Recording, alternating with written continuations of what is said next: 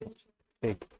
कहीं से भी डिग्री लिया आपने, लाइब्रेरी साइंस तो कर ली है, ऑनर्स तो कर ही लिया होगा। क्या क्या पेपर था आपका? मैथ्स था, बहुत है आपका। आपका फिजिक्स था। वाह क्या बात, फिजिक्स और मैथ्स के लोग भी लाइब्रेरी साइंस की तरफ आ रहे हैं। इतना अच्छा ऑप्शन छोड़ के आप लोग यहाँ पे आ रहे हैं, तो ये एक बड़ी बात है। तो लाइब्रेरी साइंस का सिलेबस देखा है, क्योंकि 100 मार्क्स के क्वेश्चंस होंगे। इससे पहले कि हम कम्पिटिटिव व्यू से कोई चीज़ सीखें, हमको उससे पहले जो चीज़ सीखनी है वो सीखनी है कि लाइब्रेरी साइंस है क्या। लाइब्रेरी साइंस में हम लाइब्रेरियन जो बनने जा रहे हैं, हमारे ऊपर रिस्पॉन्सिबिलिटी क्या होगी। लाइब्रेरियन साइंस के सिलसिले में जो सिलेबस मेरे पास है, उसमें हमको क्या पढ़ना है, हाँ, और कितने शॉर्टकट पढ़ के मिनिमम इंफॉर्मेशन से हम मैक्सिमम आउटपुट दे सकें, ये हमारे सामने होना चाहिए। तो ये एक अभी हम लोग फ्रेमवर्क रखें अपने सामने, क्योंकि जीएस की तैयारी, जीके की तैयारी, रीजनिंग की तैयारी वो आप लोग कहीं ना कहीं से करते रहे हैं, लेकिन आप लाइब्रेरी साइंस से अनभिज्ञ रहे हैं। क्या है ना, जानकारी है सब कुछ लाइब्रेरी साइंस के सिलसिले में नहीं है, तो हमको ये बता दीजिए कि जब लाइब्रेरी साइंस से नहीं तो कुछ लाइब्रेरी साइंस का विजन तो पता होगा कि लाइब्रेरी साइंस से करके क्या क्या बन सकते हैं। डिप्लोमा हासिल करके क्या कर सकते हैं, डिग्री लेके क्या कर सकते हैं, पोस्ट ग्रेजुएशन का कोर्स करके हम क्या बन सकते हैं। और पढ़ाने का फील्ड बिल्कुल अलग है। लाइब्रेरी जिसमें आपकी बहाली होगी, लाइब्रेरियन को कहते हैं जैक ऑफ नॉलेज। उसके पास तमाम विषयों का नॉलेज होता है। एक आदमी फिजिक्स पढ़ रहा है तो फिजिक्स का नॉलेज उसके पास है, केमिस्ट्री पढ़ रहा है तो केमिस्ट्री, सोशियोलॉजी है तो सोशियोलॉजी। लेकिन लाइब्रेरियन जो होगा उसके पास सारे विषयों का ज्ञान उसके पास होगा। वो सबको मार्गदर्शन देगा, वो लोगों को दिशा निर्देश देगा, वो सब कुछ वो करेगा। एक बड़ी रिस्पॉन्सिबिलिटी आपके कांधों पे आएगी जो आप कोर्स करने जा रही हैं। उसका मतलब ये होता है कि library is the backbone of our society. Library, librarian क्या होगा? Librarian is a backbone of our our society. इसका मतलब ये हुआ कि हमारे पास अगर लाइब्रेरियन है कोई, और वो किसी भी सोसाइटी में रहता है, एक लाइब्रेरियन भी किसी एक मोहल्ले में है या एक इलाके में, इसका मतलब है कि मेन ऑथेंटिक आदमी है। सारे तरह के इंफॉर्मेशन उसके पास होंगे, वो सही मार्गदर्शन हम लोगों को दे सकेगा, वो हमको बता सकेगा कि क्या करना चाहिए सोसाइटी के टूवर्ड्स ना। इसलिए लाइब्रेरी का एक पहला टॉपिक ही था आपके पास, फाउंडेशन ऑफ लाइब्रेरी में, वो था library and society. Library and society, इसका मतलब है कि लाइब्रेरी सोसाइटी से और सोसाइटी लाइब्रेरी से। यानी ये जो लाइब्रेरी है, ये जो लाइब्रेरी है वो क्या है, उसका पूरा पूरा डिवोशन किसके साथ होगा? सोसाइटी के साथ होगा, है ना। इन दोनों का कॉम्बिनेशन होगा, यानी ये इसके ऊपर और ये इसके ऊपर, दोनों एक दूसरे के ऊपर परपेंडिकुलर होंगे। तो उससे क्या होगा कि आवश्यकता जो समाज की है उसकी पूर्ति करे पुस्तकालय, और पुस्तकालय लोगों की जब आवश्यकता की पूर्ति करेगा तो नेचुरली कि उसके पास लोग सबसे ज्यादा आएंगे। हम सब जानते हैं कि जो हमारी जरूरत पूरी करता है उसके पास हम दौड़ के जाते हैं। आपको मालूम हो गया है कि इंफॉर्मेशन की यहाँ पर एक चीज है, कोर्स की तैयारी हो रही है, कम्पिटिटिव व्यू से तैयारी होगी तो हम कुछ अचीव कर सकते हैं, तो आप सारा काम धाम छोड़ करके आप यहाँ चले आए सिर्फ इसीलिए ना कि हम कुछ हासिल कर लें। तो अब ये सोसाइटी आपको एक प्रॉब्लम सॉल्व कर रही है, सोसाइटी के प्रॉब्लम्स को सॉल्व कर रही है। इसका मतलब है कि लाइब्रेरी जो है वहां जहां हेल्थ है, वहां जो है क्या कहेंगे, एडुकेशन है ना, एडुकेशन है। यहाँ पे कहते हैं ना अडल्ट एडुकेशन भी आती है, अडल्ट एडुकेशन है। उसके बाद आप देखिएगा कल्चर है, उसके बाद आप देखिएगा कहते हैं ना सर्विसेज है, यानी रोजगार, एम्प्लॉयमेंट है, एम्प्लॉयमेंट है, ये सारी चीजें। तो जितने तरह की जरूरत है वो सब लाइब्रेरी से। कैसे, एक सवाल आप लोगों को आया होगा कि कैसे हम ये साबित करेंगे कि लाइब्रेरी हमारे लिए आज के इस आधुनिक युग में सार्थक है। तो लाइब्रेरी कैसे अपने आप को अपलिफ्ट करेगी? वो इस तरह अपलिफ्ट करेगी कि वो लोगों की ज़रूरत के हिसाब से अपनी लाइब्रेरी में सिर्फ किताबें ही नहीं रखेगी, ऑडियो विजुअल क्लिप्स भी रखेगी, अपने यहाँ एक डॉक्यूमेंट्री भी बनाएगी, अपने यहाँ ऐसा रिसर्च करेगी कि लोगों की आवश्यकता की पूर्ति का सामान मिल जाए। जैसे अब आप देखते होंगे लाइब्रेरी है, हमारे दिमाग में जो कॉन्सेप्ट बैठा हुआ ये है कि एक लाइब्रेरी होगी, किताबें होंगी, हम जाएंगे, एक लाइब्रेरियन होगा जो हमको किताब दे देगा, हम लेके चले आएंगे। किताब देना और किताब लेना, यही है लाइब्रेरियन। अब वाइटल रोल है। इससे कब इलेक्ट्रॉनिक एरा आया, अब अत्याधुनिक इस युग में अगर हमारे पास लाइब्रेरी का कॉन्सेप्ट इतना छोटा सा होगा तो हम आज टिक नहीं सकते। लाइब्रेरी आधुनिक युग में तभी ठहरेगी, लोगों की आवश्यकता का ध्रुव या सेंटर तभी बनेगी जब हम उसका सॉल्यूशन देंगे। तो हर कोई चाहता है कि हमको दिशा निर्देश जरूर मिले, हमको मार्गदर्शन जरूर मिले। तो एक मार्गदर्शन स्वरूप से बड़ा रोल प्ले करती है लाइब्रेरी। किताबें बहुत है एक टॉपिक पे, तो कौन सी किताब हम पढ़ें, कौन सा मेरे लिए प्रेफरेंस होगा, कौन सा मेरे पर सही, वो कौन बताएगा? तो चूंकि आजकल एक्सप्लोजन हो रहा है इंफॉर्मेशन का, तो आज का जो दौर है वो किसका है? इंफॉर्मेशन का है। किसका है? इंफॉर्मेशन का है। कहाँ गया रबर? यही ना है, इरेजर।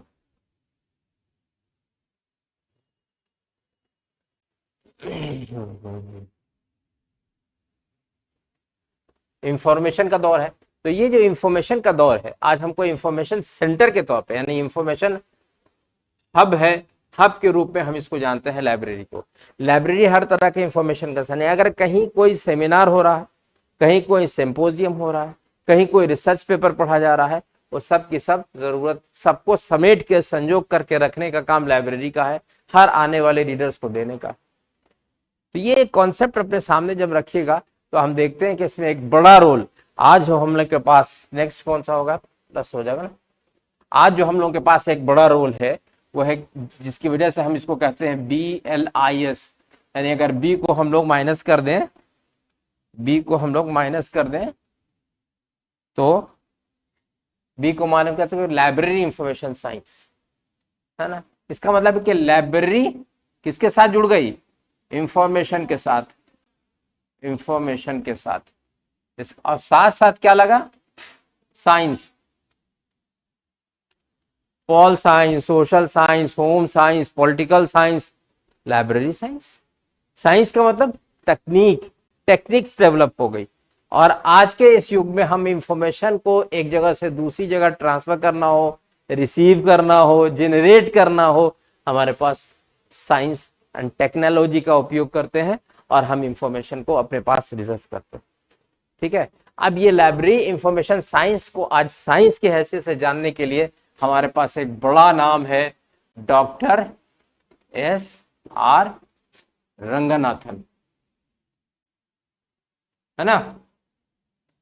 श्याली रामामृत रंगनाथन, पूरा नाम याद है? नहीं? याद करिए ना, श्याली रामामृत रंगनाथन। अब ये रंगनाथन साहब है, तो इनका डेट ऑफ बर्थ क्या है, इनका डेथ ऑफ डेथ क्या है, ये याद करना है, ये देखना है। किताब विताब कोई आप लोग के पास थी या नहीं? कुछ नहीं पढ़ा था, कुछ लिया भी नहीं था, हाँ, यूट्यूब से देखा था।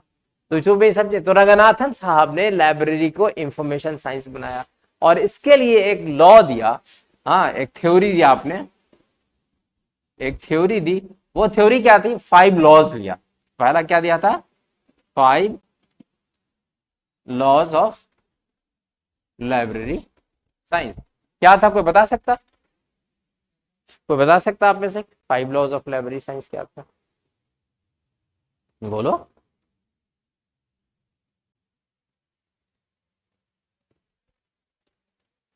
फर्स्ट बोलिए। Books are for use, books are for use. Second,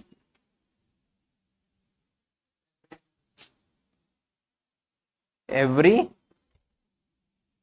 books, every books is her reader. Third, every reader is her book. और चौथा, सेव द टाइम। और पांचवा हम लोग के पास, पांच यहाँ पर नहीं है, लाइए यहाँ पर रख देते हैं। फाइव हम लोग के पास था, library is a growing institution. ये 5 लॉज 1933 में डॉक्टर एस आर रंगनाथन ने दिया। बट इसी लॉ के इर्द गिर्द पूरी लाइब्रेरी घूम रही है। हमारे भारतवर्ष में जो लाइब्रेरी की सिचुएशंस थी उस जमाने में, वो यही थी, एक सर्टेन वर्ग पढ़ना लिखना जानता था और पढ़ना लिखना चाहता था, पढ़ाया जाता था, बाकी सब लोगों को ऐसे ही छोड़ा जाता था। हम सब जानते हैं कि कॉन्सेप्ट आज हम लोग के पास, उससे जरा सा और बैग जाते हैं तो देखते हैं कि सीकर से बांध करके किताबों रखा जाता था और चंद राजा महाराजा और बादशाहों के बाल बच्चे पढ़ते थे। उसमें भी सारे लोग नहीं, कुछ लोग खास पढ़ते थे और कोई नहीं पढ़ता था, बाकी आवाम ऐसे ही, जनता ऐसे ही रहती थी। लेकिन अब हम सब जानते हैं कि जितना इंफॉर्मेशन को हम बढ़ाएंगे उतना ग्रो करेगा। ऐसा नहीं है कि हम अब जो चीज सीख गए हैं वो दूसरों को बताएंगे तो कम हो जाएगा, बल्कि जब बताना शुरू करेंगे तो और भी ज्यादा अच्छा होकर बढ़ेगा। तो यही यहाँ पर ये 5 लॉज ऑफ लाइब्रेरी साइंस के तहत इन्होंने लाइब्रेरी का एक कायाकल्प कर दिया। हम सब जानते हैं कि डॉक्टर एस आर रंगनाथन सबसे पहले क्या थे, मैथमेटिशियंस थे, एक टीचर थे, और वो जहाँ टीचर थे वहां उनकी सैलरी इतनी कम थी, उससे उनकी तबीयत नहीं भरी, तो उन्होंने कहा कि हमको जो है छोड़ दिया जाए, अब हम नहीं करेंगे, या कोई दूसरा विभाग दे दिया जाए जहाँ कुछ आमदनी का जरिया हो, कुछ और काम कर लेंगे, लेकिन ये नहीं करेंगे। तो उन्होंने वाइस जो यूनिवर्सिटी में थे, वाइस चांसलर ने कहा ऐसा करो, लाइब्रेरी साइंस का विभाग मेरा खाली, जरा उसको देख लो।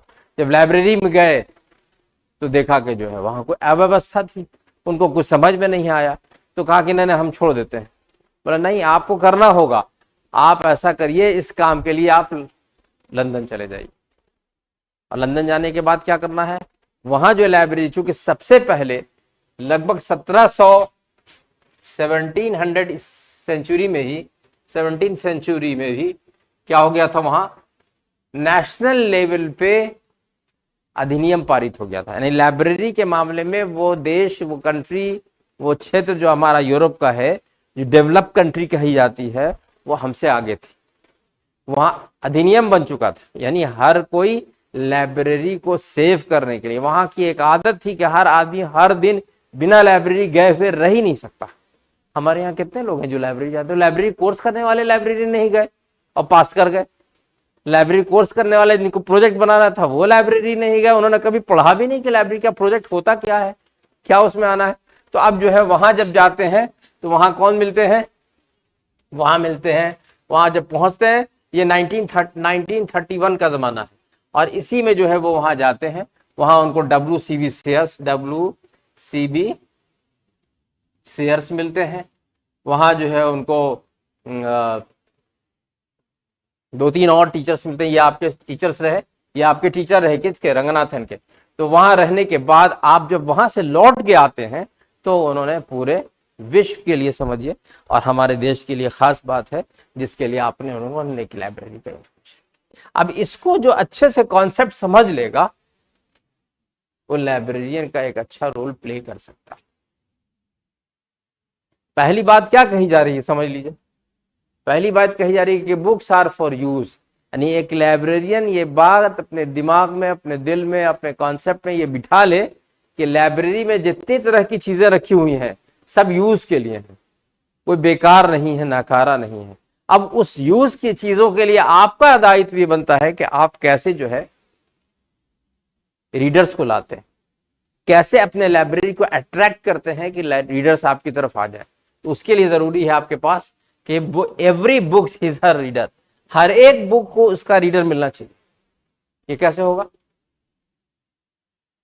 ये आपको करना है। आप जिस लाइब्रेरी में जाइएगा तो आप सोचिएगा अब तो हम बहाली हो गए, हमको तो अब पैसा इतना मिलेगा, 60-70 हजार रुपये तो कम से कम मिलेगा। तो अब जो है आप कहिएगा कि आप कहाँ सब टेंशन लें, चुपचाप से रीडरे को भगा दो, ना आवेगा, ना सवाल होगा, ना ये सब मसला होगा। तो फौरन कहा कि every books is her reader, जितनी सारी चीजें रखी हुई हैं एवरी बुक्स, उसका रीडर तलाशना आपका काम है। आप नहीं देखते एक दुकानदार सेल्समैनशिप करता है तो क्या करता है, उसके यहाँ रखे हुए तमाम सामान उसके दिमाग में रहते हैं, वो हर वक्त इस पर कोशिश करता है कि हर आने वाले रीडर ग्राहक को हम अपना सामान सेल कर दें, उसकी पसंद का भी हो और हम उसको दें। नहीं है तो अपनी चीजें दिखा दिखा के पसंद करवा के भेजता है वो, और क्या कहता है यहां तक ले जाइए ना, पैसा आपसे ले ना लेंगे। और तो और ठंडा भी पिलाता है, और तो और कॉफी भी पिलाता है, जाड़े में नहीं करता। ये सब चीजें वो आपकी पसंद की चीजें आपको दे देता है। इसका मतलब है कि आप एज ए लाइब्रेरियन ये जब दिमाग में रखिएगा तो आपके पास every books is a reader, और हर एक रीडर को एक एक बुक मिल जाए, ये आपको हमेशा ख्याल रखना होगा। अब बुक ही नहीं होगा, ग्लोब भी होगा, प्रिंटेड बुक्स भी होगी, नॉन प्रिंट बुक्स भी होगी। तो ऐसे सिचुएशन में आप जो है how you can handle this, कैसे इसको हैंडल कीजिएगा। आपके पास रीडर्स आ गए तो अब आपका काम कैसे होगा, तो यानी आपके तमाम स्टाफ इतने ट्रेंड होने चाहिए, और इस व्यू को सामने रखते हुए हर एक एक आदमी इस बात पे तत्पर है। यानी उसके पास दो चीजें बहुत इंपॉर्टेंट होंगी, वो होगी, एक होगी कैटलॉगिंग, एक होगी क्लासिफिकेशन। हाँ, ये दो चीजें इतनी अच्छे से होंगी कि हर एक बुक्स को उसके रीडर मिलने में मदद मिल जाए, हर एक रीडर को उसके बुक्स को मिलने में मदद। और जब ये काम इतना अच्छा आप, क्या ये सूचीकरण है ना, सूचीकरण, ये क्या है, वर्गीकरण। तो जब हम सूचना वर्गीकरण, तो हम जब कोई सामान लाते हैं कहीं से तो क्या करते हैं, थैले में लाया घर में, ऐसे नहीं बैठो, थैले से सामान लाया और लाके रख दिया घर में, सारे घर के परिवार के लोगों का सामान, और कहा कि आप लोग अपना अपना सामान ले लीजिए भाई, ला दिया, तो क्या होगा उस वक्त, मिसमैनेजमेंट होगा, थैला फट जाएगा, अप्रोप्रिएट सामान हो सके टूट भी जाए, बिखर भी जाए।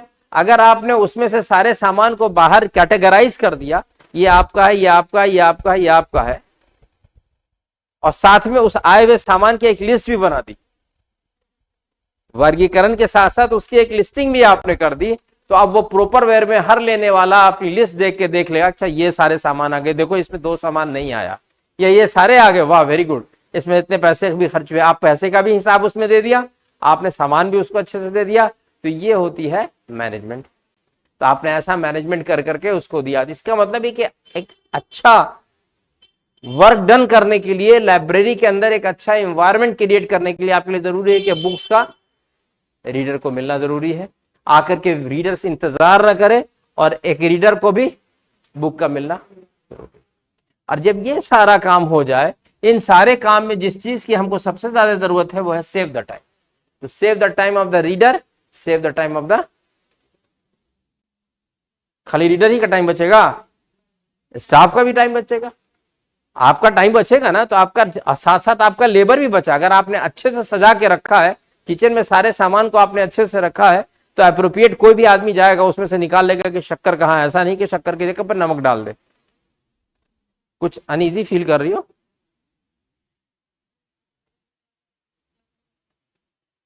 जाओ पानी लेना तो ले लो। ठीक है, वर्गीकरण और सूचीकरण ये काम होगा। इसलिए सेव द टाइम के बाद जो सबसे इंपॉर्टेंट चीज है जिसपे आपको काफी क्वेश्चंस आता है और आएगा, वो है library is a growing institution. How, कैसे, कैसे लाइब्रेरी को एक ग्रोइंग इंस्टीट्यूशन के तौर पे आप देखते हैं। ग्रोइंग का मतलब, ग्रोइंग का मतलब ग्रो करना, बढ़ना। तो लाइब्रेरी हर समय बढ़ रही है, इंफॉर्मेशन हर समय बढ़ रहा है, लॉट ऑफ इंफॉर्मेशन। हम देखते हैं गूगल पे सर्च करते हैं, क्लिक मारते हैं, लॉट ऑफ इंफॉर्मेशन मेरे पास होता है। तो जितनी इंफॉर्मेशन ग्रो कर रही है तो लाइब्रेरी का इंपॉर्टेंस भी बढ़ रहा है। इसलिए कि हर इंफॉर्मेशन मेरे लिए नहीं है, हमारे लिए तो जो इंफॉर्मेशन है वो लाइब्रेरी का स्टाफ, लाइब्रेरी का लाइब्रेरियन जो है वो हमें मार्गदर्शन देगा कि आपके लिए ये सूटेबल है, आपके लिए ये फ्रूटफुल है, आप ये काम करिए, आपके लिए सूटेबल है। इससे लाइब्रेरी ग्रो करेगी। इसके पास सिर्फ क्या होगा, सिर्फ ऐसा नहीं है कि उसके पास सिर्फ रीडर्स पढ़ेंगे।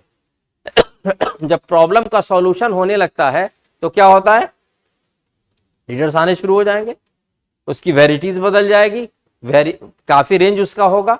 साथ साथ क्या होगा कि जब ये ग्रो करेगा तो साथ साथ उसके पास किताबें भी बहुत अच्छी खासी होंगी, उसके पास जो है एक्सपर्ट्स भी बहुत सारे होंगे। तो अब जैसे जैसे ये ग्रो करेगी, इंस्टीट्यूशन ग्रो करेगा तो लाइब्रेरी भी ग्रो करेगी, और लाइब्रेरी जैसे जैसे ग्रो करेगी तो हमारे पास एवरी रीडर सीज हर book, books are for use, ये सारे फॉर्मूलाज, इन पांचों लॉ को सामने रखकर ही हम लाइब्रेरी साइंस को पढ़ेंगे। इसी के इर्द गिर्द सारे पेपर्स घूम रहे होंगे, आपको इसी से इर्द गिर्द आपको सारे कॉम्पिटिटिव व्यू से क्वेश्चंस भी आएंगे, इस बात को अच्छे से ध्यान में रखें।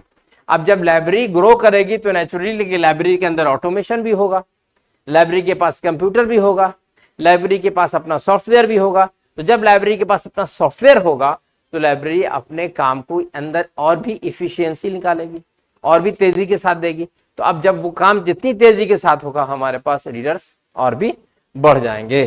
ठीक है, आगे बढ़े। अब उसके बाद एक चीज हम लोगों को हमेशा दिमाग में रखनी चाहिए कि हमारे पास जो लाइब्रेरी है, और लाइब्रेरी का जो इन्वायरमेंट है, और लाइब्रेरी का जो सेटअप है, उस सेटअप को कितना अच्छा बनाए। इससे सबसे बड़ी चीज जो चीज जाननी चाहिए वो है department of,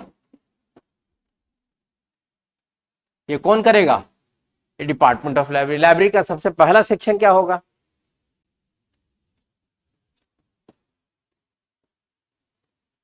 administration and management. ठीक है, दूसरा क्या होगा, दूसरा हो जाएगा बुक सिलेक्शन एंड एक्विजिशन, यानी पुस्तक चयन एवं अधिग्रहण।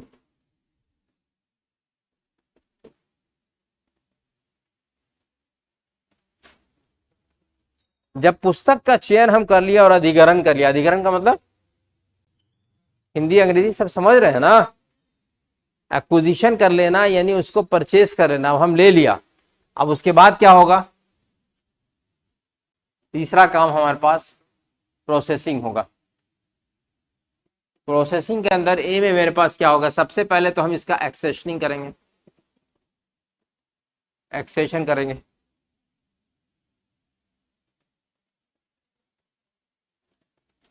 सबसे पहला काम क्या होगा, सॉरी, सबसे पहला काम होगा इसके अंदर ए एक्सेशन। दूसरा काम हम इसका करेंगे क्लासिफिकेशन, और तीसरा काम हम करेंगे कैटलॉगिंग,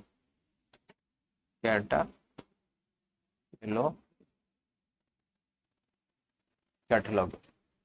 तो अब एक्सेशनिंग, इसका मतलब ये हुआ चौथा काम जो मेरे पास बचेगा वो है आदान प्रदान करना, यानी जिसके लिए हम क्या करेंगे, तैयार रहेंगे। तो पहला काम जो मेरे पास, अब ध्यान से सुनिएगा, ये बात इसलिए बोल रहे हैं, ये बात अगर आपके ध्यान में रहेगी तो ज्यादा आसान। ये है क्या, प्रशासन, ये क्या है, प्रबंधन। प्रशासन का काम क्या होता है,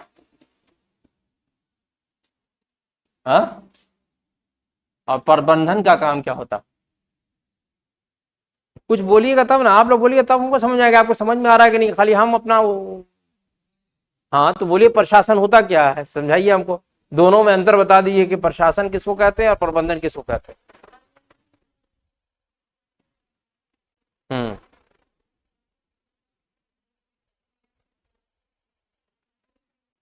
जोर से बोलो ना भाई, आवाज निकले।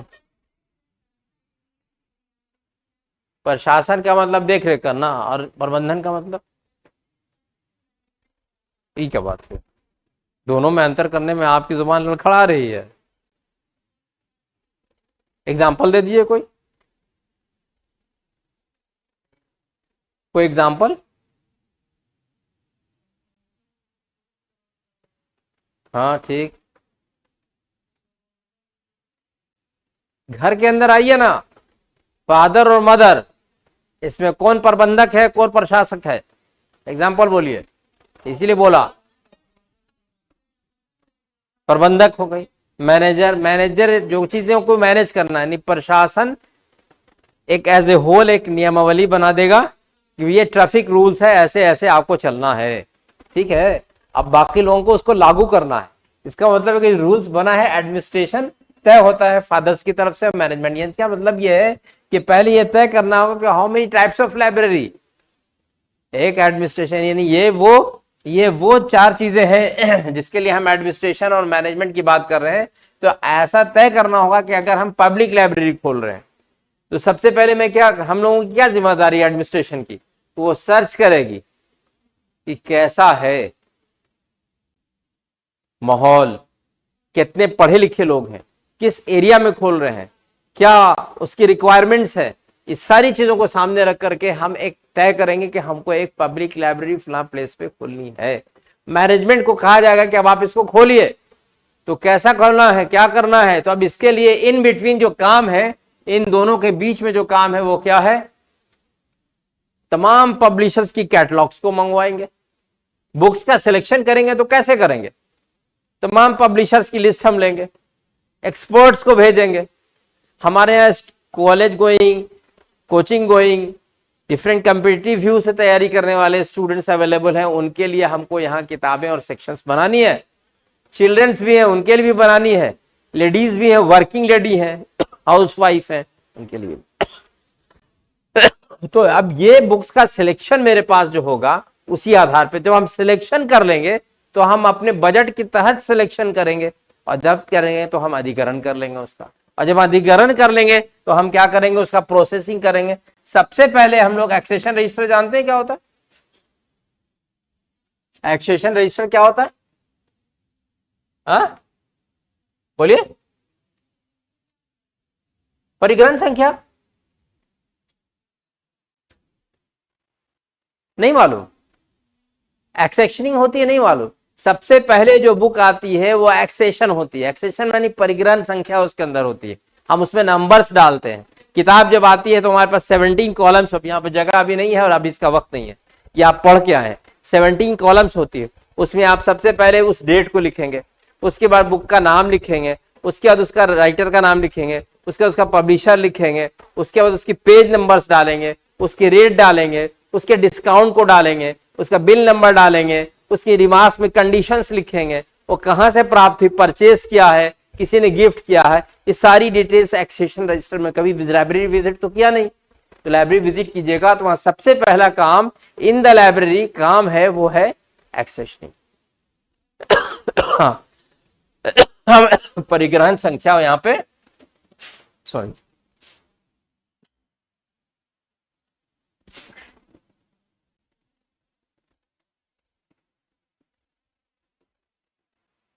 परिग्रहण संख्या, ठीक है, ये एक्सेशन नंबर बोलते हैं, एक्सेशन नंबर, ठीक है, ये परिग्रहण संख्या होती है। तो अब ये परिग्रहण संख्या के जरिए से हम लोग एक चीज तय, अब उसका नंबर तय हो गया। मान लीजिए वो बुक हम जो तय किया है 4 डिजिट तक आ गया, 1000 किताब, 2000 किताब, 2004, 4000 कुछ, तो जो सर्टेन क्लास किताब हम तय कर रहे हैं उसको खोजना चाह रहे हैं, उसका कुछ नंबर्स है, तो नंबर्स हम, आपको याद होगा कैटलॉग में हम लोग नंबर्स डालते हैं, नीचे में एक्सेशन नंबर डालते हैं, वही एक्सेशन है। उसी एक्सेशन से इमीडिएटली एक लाइब्रेरी अटेंडेंट जो होता है, असिस्टेंट लाइब्रेरी अटेंडेंट, वो इमीडिएटली जाता है स्टैक रूम में और वहां से आपके पास लेके आता, ठीक है।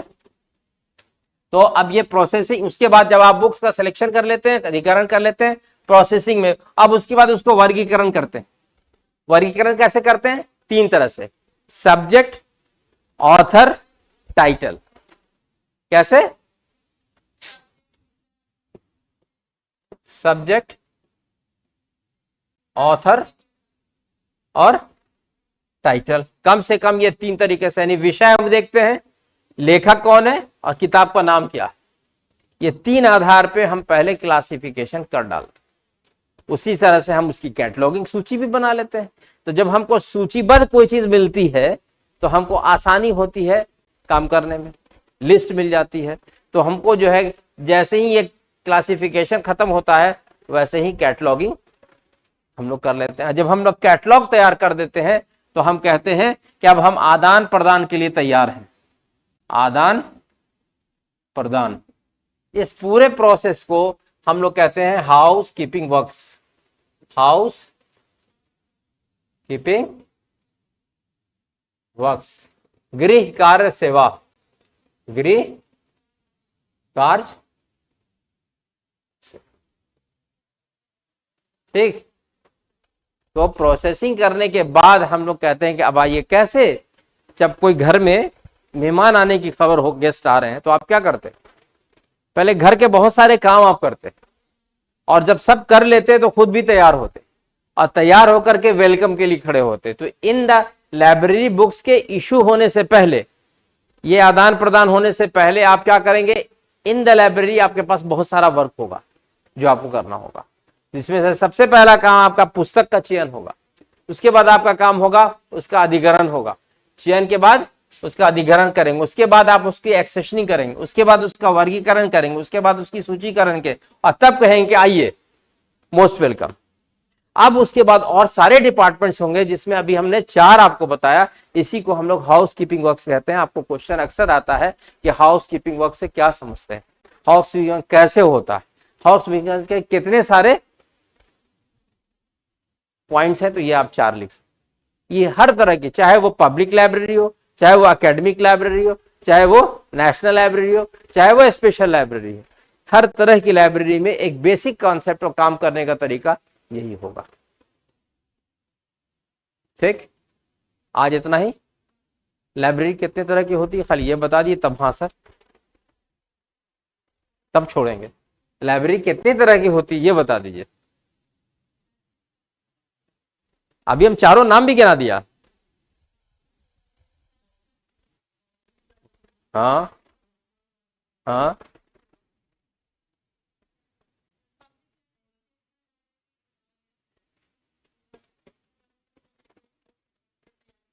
हमने 4 का नाम गिनाया है अभी, बोलो बाबू।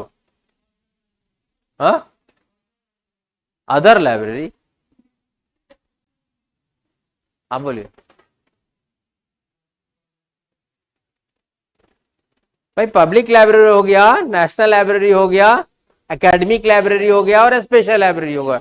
ये होता, इसको इतना सा तो याद रखना चाहिए भाई। हाँ, टाइप्स ऑफ हम लिख दे रहे हैं, याद रखिएगा इसको। टाइप्स ऑफ लाइब्रेरी में फर्स्ट आपको पब्लिक, दूसरा एकेडमिक। एकेडमिक के अंदर क्या क्या आता है? स्कूल, कोचिंग नहीं, कॉलेज, और तीसरा यूनिवर्सिटी, है ना। ये सब, इसको कौन गाइडलाइन देता है? UGC, university grant commission. ये पब्लिक लाइब्रेरी है। पब्लिक लाइब्रेरी को कौन सबसे ज्यादा सहायता देता है? सब हम इन बिटवीन बताते जा रहे हैं, पढ़ना है आपको। RRRLF, राजा राम मोहन राय लाइब्रेरी फाउंडेशन जी, यूजीसी। या तीसरा क्या होगा? Special library. स्पेशल लाइब्रेरी में क्या क्या आता है? इसका क्या डिफिनेशन होगा? Blind library. हाँ, मेडिकल स्टूडेंट के लिए जो अलग से लाइब्रेरी होती है, जिसमें सिर्फ मेडिकल स्टूडेंट ही जाएंगे, हाँ, दूसरे नहीं जा सकते। इस तरह के जो है वो स्पेशल लाइब्रेरी। और चौथा आपके पास होगा नेशनल लाइब्रेरी। ये हमको कम से कम पढ़ना है। नेशनल लाइब्रेरी कहाँ है? हाँ, नेशनल लाइब्रेरी कहाँ नहीं मालूम? बिहार की स्टेट की लाइब्रेरी कौन सी है? सीधे बैठो। हाँ, बिहार की स्टेट की जो लाइब्रेरी है वो कौन सी है? हाँ, सिन्हा लाइब्रेरी। देखा है कभी सिन्हा लाइब्रेरी? यानी लाइब्रेरी से कोई मतलब नहीं है, फिर भी आप लोग लाइब्रेरी का कोर्स करने आ गए। सिन्हा लाइब्रेरी रोड है, सिन्हा लाइब्रेरी है, स्टेट की राजकृत लाइब्रेरी उसको कही जाती है। इससे वो नेशनल, वो जो है हमारे स्टेट नेशनल लाइब्रेरी हमारी कोलकाता में है, उसको राष्ट्रीय पुस्तकालय कहते हैं। कहाँ है? कोलकाता। ठीक है, ये आपके पास कोलकाता में और नेशनल लाइब्रेरी हो, तो आपको वहां के बारे में भी जानना और समझना होगा।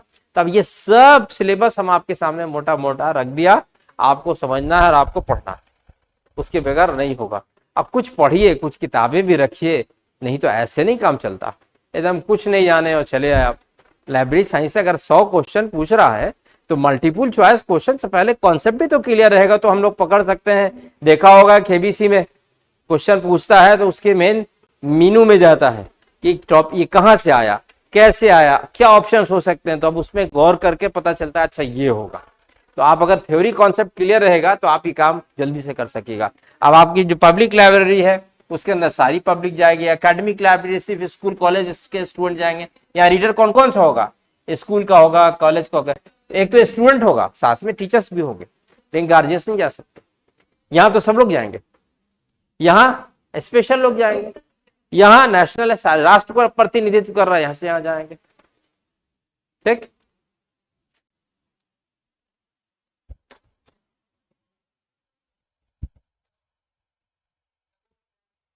बोलो। स्पेशल लाइब्रेरी में ब्लाइंड, BLIND, ब्लाइंड, अंधे लोगों का। मेडिकल लाइब्रेरी,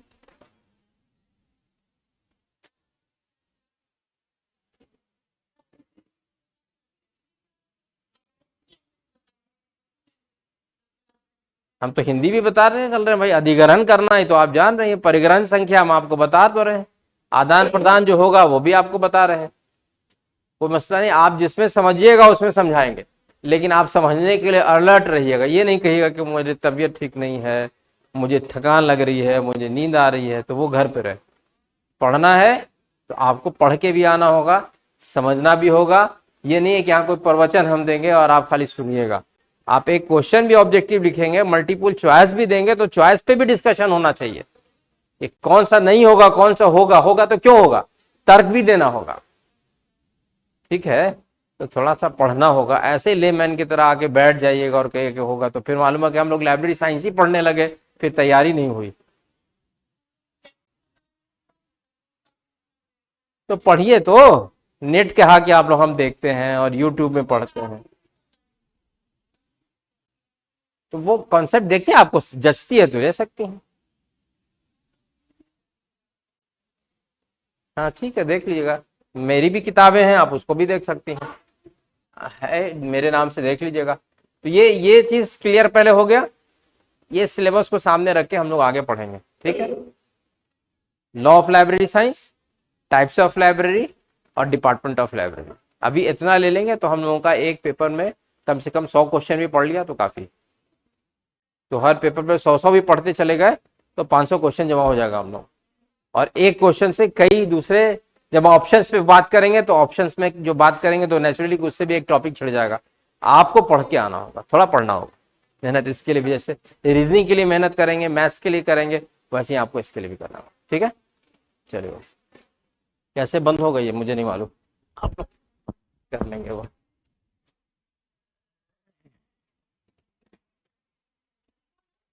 बंद, बंद कर लो, बंद कर लो बाबू। तो कैसे बंद होगा वो?